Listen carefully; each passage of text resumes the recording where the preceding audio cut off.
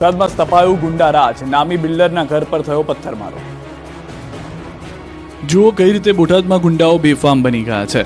આને નથી કાયદાનો ભય, આને નથી પોલીસનો ફફડાટ, ખુલ્લેઆમ બિલ્ડરના ઘર પર પથ્થરમારો કરી દહેશત ફેલાવી રહ્યા છે। અસામાજિક તત્વોના આતંકના દ્રશ્યો છે બોટાદના। અહીં દિન પ્રતિદિન અસામાજિક તત્વોનો ત્રાસ વધી રહ્યો છે। બોટાદમાં નામી બિલ્ડરના ઘર પર અસામાજિક તત્વો દ્વારા પથ્થરમારો કરાતા પરિવાર ડરી ગયો હતો। બોટાદ શહેરમાં પાળિયાદ રોડ નજીક રોકડિયા હનુમાનવાડી શેરીમાં રહેતા હિતેશ ગોરેજા કે જેમના ઘર પર મોડી રાત્રે 4 અસામાજિક તત્વોએ હુમલો કરતા આસપાસના વિસ્તારમાં દહેશત ફેલાઈ ગઈ હતી।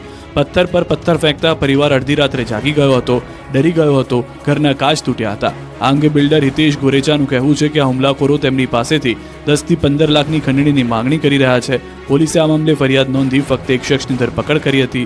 ફરિયાદી દ્વારા અગાઉ પણ જણાવાયું હતું કે હેમુ મકવાણા તેમજ જાવેદ કુરેશી અને અન્ય શખ્સો દ્વારા આ હુમલો કરવામાં આવી રહ્યો છે। જો કે આ પહેલી વખત નથી બન્યું, પહેલા પણ ફરિયાદીના ઘર પર પથ્થરમારો થઈ ચૂક્યો છે। આ ઘટના બાદ પરિવારના સભ્યોમાં ડરનો માહોલ છે। વલસાડના આઈપીએસ કરણરાજ વાઘેલા સહિત 5 સામે સમન્સ કાઢવા હુકમ, સીસીટીવીએ પોલીસ કર્મીઓને મુશ્કેલી વધારી। 4 વર્ષ પૂર્વે વડોદરાના ઠગાઈના એક કેસમાં ભાવનગરના વેપારીનું નિવેદન લેવા ગયેલી વડોદરા પોલીસે વેપારીને ભાવનગરમાં અને ત્યારબાદ વડોદરા લાવી ઢોરમાર માર્યો હતો। આ અંગે તત્કાલીન ડીસીપી કરણરાજ વાઘેલા, પીએસઆઈ સહિત 5 પોલીસ કર્મીઓ સામે કોર્ટમાં પીડિત વેપારીએ ફરિયાદ કરી હતી। વેપારીએ પોતાની દુકાનના સીસીટીવી સહિતના પુરાવા કોર્ટમાં રજૂ કરતા વડોદરા કોર્ટે આઈપીએસ કરણરાજ વાઘેલા સહિત 5 પોલીસ કર્મીઓ સામે સમન્સ કાઢવા હુકમ કર્યો છે। 12 ડિસેમ્બર 2024ના રોજ સમન્સ કાઢવા હુકમ કર્યો। ફોજદારી ગુનો દાખલ કરવા કોર્ટે આદેશ કર્યા છે।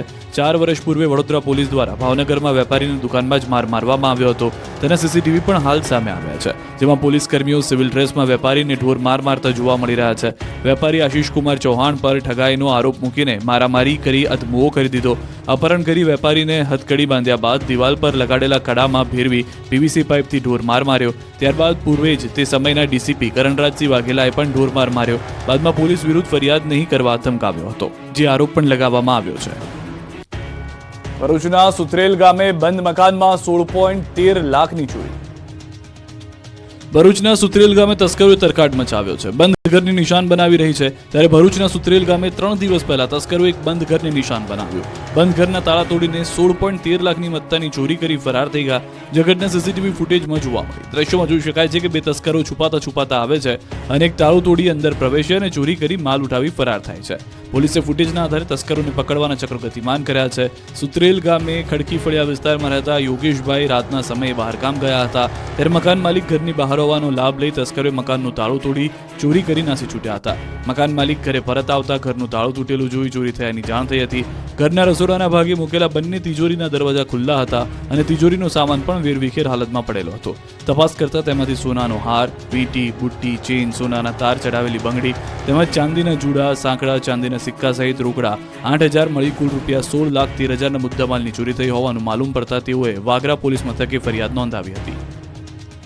ખેડૂતો માટે માઠા સમાચાર। કડકડતી ઠંડી વચ્ચે ગુજરાતમાં ફેંગલ વાવાઝોડું તબાહી મચાવશે, અંબાલાલની ધ્રુજાવી નાખનારી આગાહી। ફેંગલ વાવાઝોડાએ દક્ષિણ ભારતમાં કહેર મચાવ્યો છે। ફેંગલ તમિલનાડુના દરિયાકાંઠે ત્રાટકી ચૂક્યા બાદ તમિલનાડુના અનેક જિલ્લાઓમાં ભયાનક રીતે તબાહી મચી ગઈ છે। રોડ પર નદીઓ વહી રહી છે, ત્યારે ગુજરાતના ખેડૂતો માટે પણ માઠા સમાચાર આવ્યા છે, કેમ કે ફેંગલ વાવાઝોડું પણ ગુજરાતમાં ફંટાઈ શકે છે। આ ભયંકર વાવાઝોડાની અસર ગુજરાત પર પણ પડી શકે છે। હવામાન આગાહીકાર અંબાલાલ પટેલની આગાહી છે કે ભર શિયાળે ખેડૂતોના માથે આવી શકે છે માવઠાની ઘાત। 4 ડિસેમ્બર બાદ માવઠું થવાની પૂરી શક્યતા છે। 4 થી 8 ડિસેમ્બર સુધી દક્ષિણ ગુજરાતમાં માવઠું થશે। સુરત, નવસારી, વલસાડના ભાગોમાં માવઠું પડી શકે છે। ડિસેમ્બરના પ્રથમ સપ્તાહમાં લો પ્રેશરના કારણે મુંબઈ અને દક્ષિણ ગુજરાતમાં વરસાદની આગાહી કરાઈ છે। બીજી તરફ નવેમ્બર મહિનાનો અંત આવ્યો હોવા છતાં હજુ સુધી જોઈએ તે પ્રમાણે ઠંડી નથી પડી રહી। એવામાં હવામાન નિષ્ણાત અંબાલાલ પટેલે આગાહી કરી કે ઉત્તર ગુજરાતના મહેસાણા, બનાસકાંઠા, સાબરકાંઠા તેમજ પંચમહાલ અને કચ્છમાં લઘુત્તમ તાપમાન 12 ડિગ્રી જેટલું નીચે જઈ શકે છે। 8 થી 10 ડિસેમ્બર કાતલ ઠંડી પડશે, ભયાનક ઠંડી શરૂ થઈ જશે। જો કે ડિસેમ્બર મહિનો ઠંડીથી વધુ કંપાવનારો રહેશે। ડિસેમ્બરના અંત સુધી ગાત્રો થીજવતી ઠંડી પડશે। ગિરનારના મંદિરોમાં વહીવટદાર નિમતા સાધુઓમાં રોષ, તંત્રના દાવાને ગેરકાનૂની ઠેરવ્યો। ગિરનારના 3 મંદિરોની ગાદીનો વિવાદ ચરમ સપાટીએ પહોંચી ગયો છે. સાધુ સંતો અંદરો-અંદર ઝઘડતા અંતે મંદિરોના વહીવટ માટે મામલતદારની નિમણૂક કરી દેવામાં આવી છે, જેને લઈને હવે સાધુ સંતોમાં રોષ ફેલાયો છે. અંબાજી મંદિરનો વિવાદ હજુ શમ્યો નથી, ત્યાં દત્ત શિખરનો વિવાદ વકર્યો છે. તંત્રે અંબાજી મંદિર, દત્તાત્રેય શિખર અને ભીડભંજન મંદિરનો કબજો લેતા વિવાદનો મતપૂડો છંછેડાયો છે. દત્ત શિખરમાં 2 ટ્રસ્ટીઓ હોવા છતાં તંત્રે વહીવટીદાર નિમ્યા હોવાનું સામે આવ્યું છે.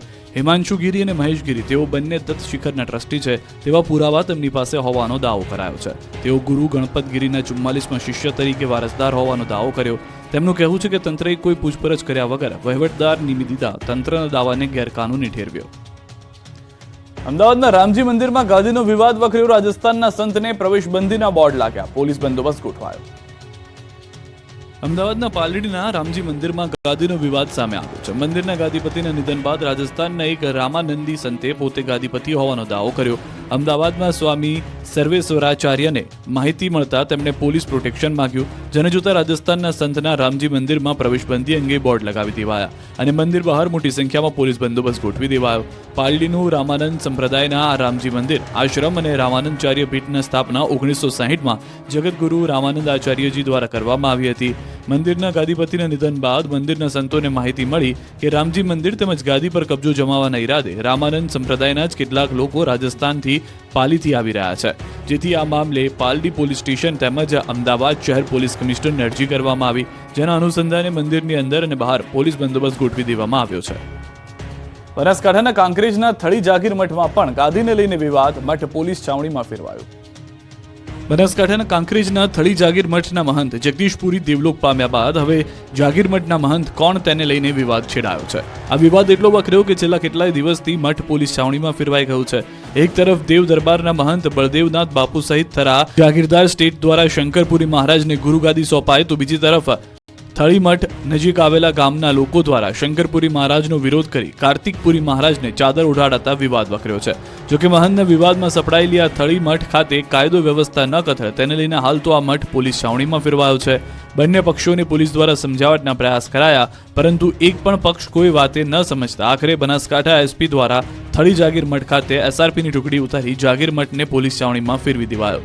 જોકે મહંત શંકરપુરીના વિરોધ અને મહંત કાર્તિકપુરીના સમર્થનમાં ઉમટેલા લોકોએ આક્ષેપ કર્યા કે મહંત શંકરપુરીને ખોટી રીતે ગાદીએ બેસાડવામાં આવ્યા છે, તો કેટલાક લોકોએ તો મઠની તિજોરીના તાળા તૂટી ગયા હોવાના પણ આક્ષેપો કરી દીધા. જોકે 22 નવેમ્બરથી શરૂ થયેલા વિવાદનો હજુ સુધી અંત આવ્યો નથી, ત્યારે આખરે હવે મઠમાં મહંત કોણ તેને લઈને બંને પક્ષો હવે કોર્ટના દ્વાર ખખડાવે તેવી સ્થિતિ ઊભી થઈ છે. જેતપુરના ધારાસભ્ય જયેશ રાથડિયા આક્રમક મૂડમાં. જેતપુરના થાણા ગાલોડ ગામે જાહેર મંચ પરથી આપી ચેતવણી. વિરોધીઓને જયેશ રાથડિયાએ લીધા આડ્યા. તાકાતથી સમાજનું નેતૃત્વ કરતા મને આવડ્યું છે. નળિયા ગણવાવાળાઓને મારું કહેવું છે કે સારા કામમાં અવરોધના હાડકા નાખવાનું બંધ કરે. ક્યાંક તેમનો હિસાબ કરવા માટે મેદાનમાં ઉતરવું ન પડે. જો મને હેરાન કરવાના પ્રયત્નો કરાશે તો તાકાતથી તેમનો હિસાબ કરવા માટે મેદાનમાં ઉતરીશ. જ્યારે જયેશ રાથડિયાના નિવેદનનો આ વિડીયો જે છે તે વાયરલ થયો છે.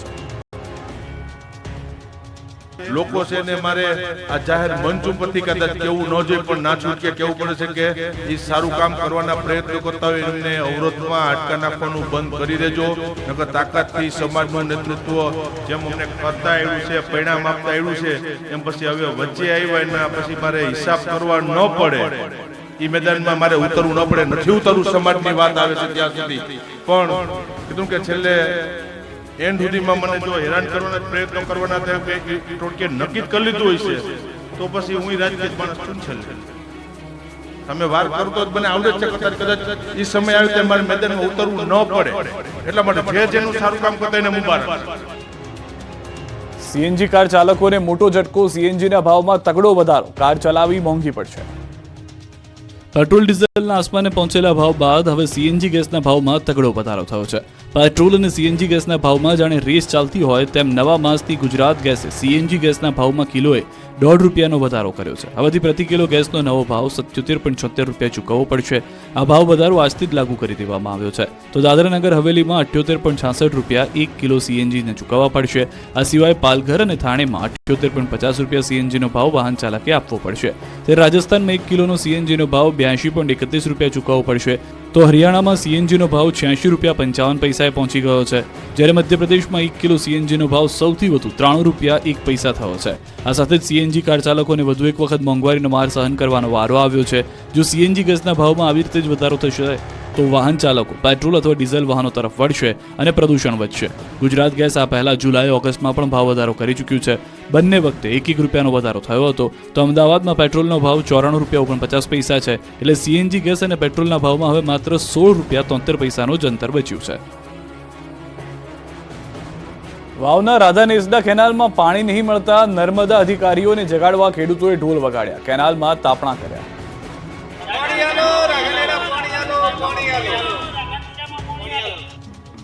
પાણી વગર તરસ્યા વાવના રાધા નેસડાના ખેડૂતોએ ઢોલ વગાડી તંત્રને જગાડવા કર્યો પ્રયાસ. વાવ તાલુકાના છેવાડે રણની કાંધી આવેલા રાધા નેસડા ગામે ખેડૂતોને સિંચાઈ માટે કેનાલનું પાણી 1 માસથી મળતું નથી, જેને લઈ ખેડૂતોમાં રોષ જોવા મળ્યો છે. નર્મદા કેનાલના અધિકારીઓને જગાડવા ખેડૂતોએ ઢોલ વગાડ્યા તેમજ કોરી ધાકોર કેનાલમાં બળતણ કરી રોષ પણ ઠાલવ્યો હતો. વાવની આકોલી બ્રાન્ચમાંથી નીકળતી રાધા નેસડા માઇનોર કેનાલમાં 1 માસથી ખેડૂતોને પાણી મળતું નથી. કેનાલ કોરી ધાકોર પડી છે, જેને લઈ ખેતરોમાં પાક સુકાઈ રહ્યો છે. ખેડૂતોએ ખેતરોમાં મોંઘા દાટ બિયારણ ખેડ ખાતર નાખી બેઠા છે, પણ પાણી મળતું નથી. અધિકારીઓને ફોન કરે તો કહે પાણી મળી જશે. એજન્સીવાળા પાણી કાપી નાખે છે, જેથી પાણી મળતું નથી તેવા આક્ષેપો કર્યા હતા. જો આ સમસ્યાનો ઉકેલ નહીં આવે તો ખેડૂતોએ ભૂખ હડતાલ પર ઉતરવાની ચીમકી ઉચ્ચારી હતી. દિલ્હી મુંબઈ કોરિડોર હાઈવેનો 14 ગામના ખેડૂતોએ કર્યો છે વિરોધ.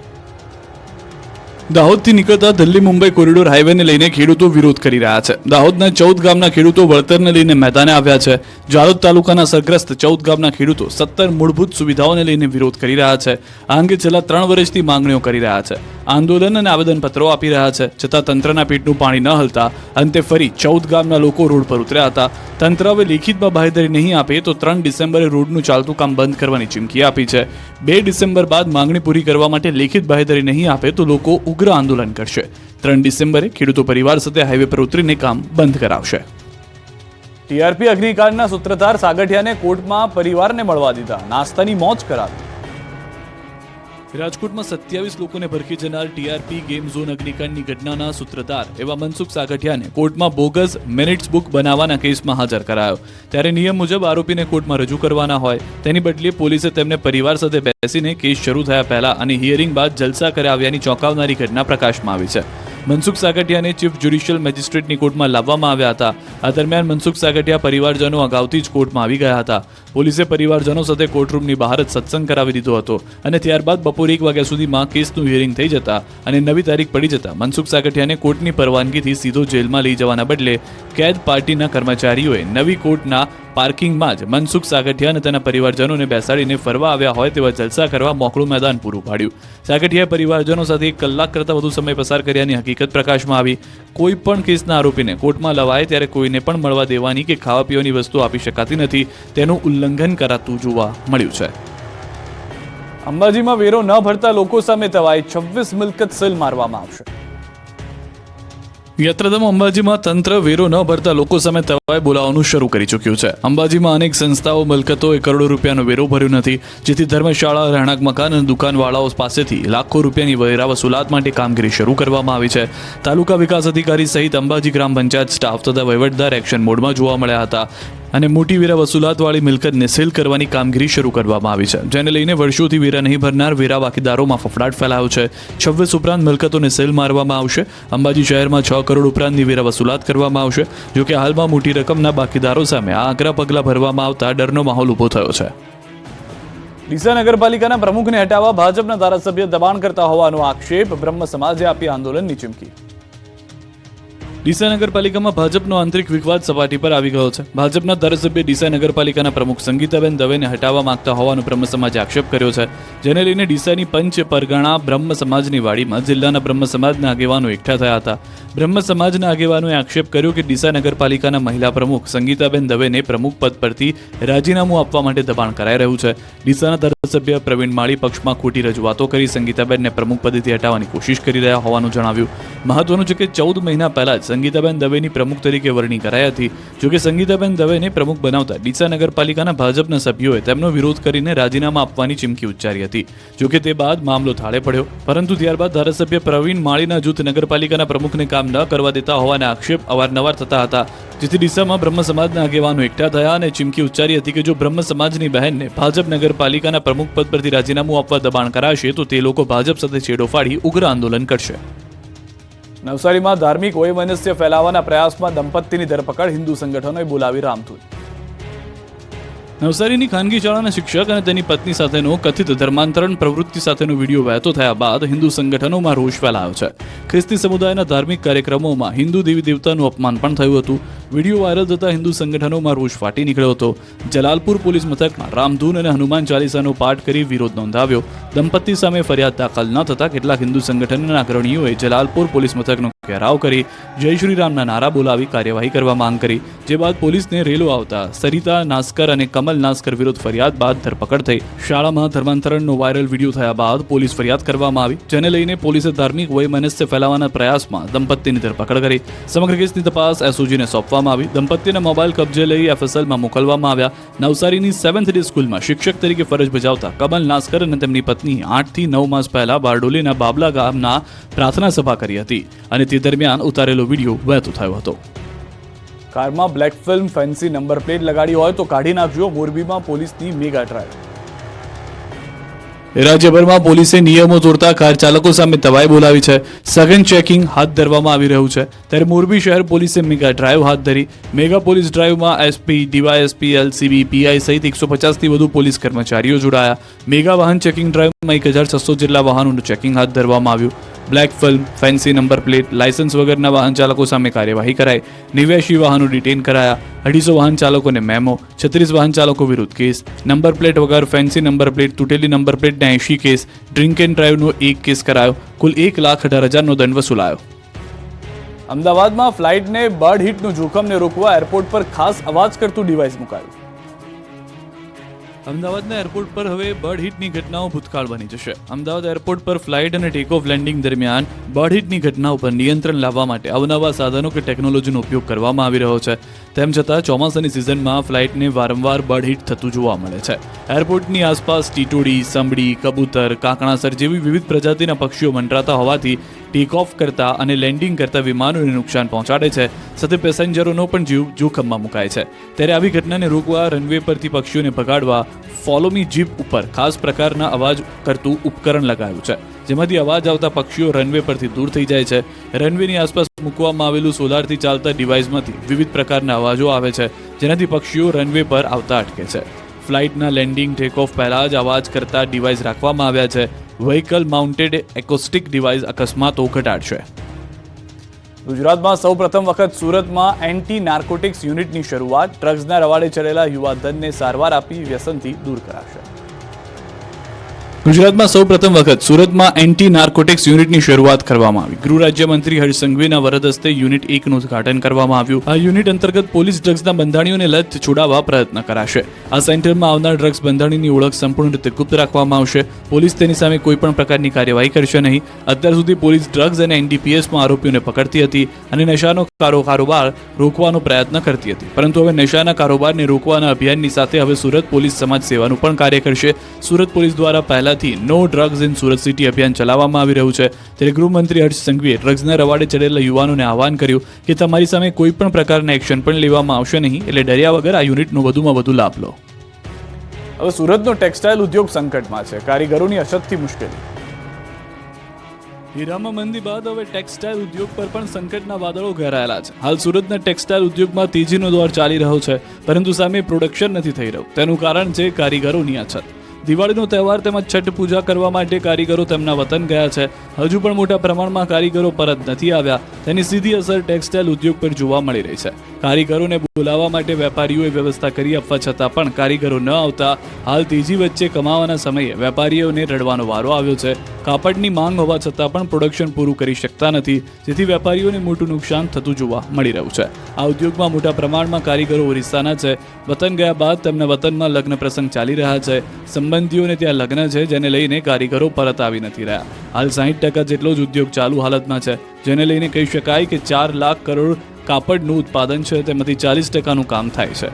ઘણા પ્રોસેસિંગ હાઉસ તો હજુ ચાલુ પણ થયા નથી. ગ્રાહકી હોવા છતાં ટેક્સટાઇલના વેપારીઓ પહોંચી શકતા નથી. જો હજુ પણ કારીગરો કામ ધંધે નહીં લાગે તો કાપડ માર્કેટમાં પણ મંદી આવતા વાર નહીં લાગે. નવનિર્માણ આંદોલનની 50મી વર્ષગાંઠ નિમિત્તે અખિલ ભારતીય વિદ્યાર્થી પરિષદ છાત્ર શક્તિ યાત્રા યોજશે. નવનિર્માણ આંદોલનની 50મી વર્ષગાંઠ નિમિત્તે અખિલ ભારતીય વિદ્યાર્થી પરિષદ છાત્ર શક્તિ યાત્રા યોજશે. આગામી 20 ડિસેમ્બરે મોરબી, કર્ણાવતી અને સુરતથી યાત્રાનો શુભારંભ થશે. યાત્રા જિલ્લાના કેમ્પસમાં જાહેર સભાઓ યોજશે. 1500 કિલોમીટરની યાત્રામાં વિદ્યાર્થીઓને જાગૃત કરવામાં આવશે.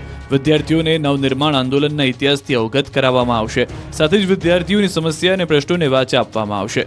સાથે જ 6, 7 અને 8 જાન્યુઆરીએ 2025ના રોજ અખિલ ભારતીય વિદ્યાર્થી પરિષદનું અધિવેશન પણ યોજાશે. આ અધિવેશનમાં સમગ્ર ગુજરાતના વિવિધ જિલ્લાઓમાંથી છાત્ર નેતાઓ અને વિદ્યાર્થીઓ મોટી સંખ્યામાં સહભાગી થશે. અધિવેશનમાં સમગ્ર ગુજરાતમાંથી કુલ 1200 જેટલા વિદ્યાર્થી પ્રતિનિધિઓ ઉપસ્થિત રહેશે. આ અધિવેશન છાત્ર શક્તિને ધગધગતી રાખવા અને ભારતીય શિક્ષણને ઉચ્ચતમ કક્ષાએ પહોંચાડવા માટે આ અધિવેશન માઇલસ્ટોન તરીકે પ્રસ્થાપિત થશે. સાથે જ વિદ્યાર્થીઓમાં નવીન ઉર્જા સંચય કરવાનું પણ કાર્ય કરશે. પ્રયાગરાજમાં યોજાનાર કુંભ મેળાની ગુજરાતમાં તૈયારીઓ. આરએસએસ પ્લાસ્ટિકના બદલે સ્ટીલની થાળી આપશે. ઉત્તર પ્રદેશના પ્રયાગરાજમાં યોજાનાર કુંભ મેળાની તૈયારીઓ શરૂ થઈ ગઈ છે. ત્યારે આ કુંભ મેળો હરિત કુંભ મેળામાં બને તે માટે આરએસએસ દ્વારા અનોખું અભિયાન હાથ ધરવામાં આવ્યું. કુંભ મેળામાં આવતા પ્રવાસીઓ ડિસ્પોઝલ વસ્તુઓનો ઉપયોગ ટાળે અને મેળામાં પ્લાસ્ટિક વસ્તુઓ બદલે થાળી અને થેલાનો ઉપયોગ કરી શકે તે માટે એક થેલા એક થાળી નામનું વિશેષ અભિયાન હાથ ધરવામાં આવ્યું. આ અભિયાન અંતર્ગત આરએસએસના સદસ્યો દ્વારા શેરીએ શેરીએ ઘરે ઘરે ફરી એક થાળી એક થેલો ઉઘરાવવામાં આવી રહી છે. આ થાળી અને થેલો પ્રયાગરાજ ખાતે મોકલવામાં આવશે. આ અભિયાન થકી જે પ્રતિદિન 1200 ટન કચરો ખાદ્ય સામગ્રી સહિતનો થાય છે તે ઘટે તે માટે આ વિશેષ પ્રયાસ હાથ ધરવામાં આવ્યો છે. મહત્વનું છે કે 23 જાન્યુઆરીથી 26 જાન્યુઆરી 2025ના આ મેળો યોજાશે, જેમાં અંદાજે 25 કરોડ શ્રદ્ધાળુઓ જોડાઈ શકે છે. ત્યારે આ અભિયાન માટે ગુજરાતના કાર્યકર્તાઓ આજથી કામે લાગી ગયા છે. કુંભ મેળા દરમિયાન ગુજરાતમાંથી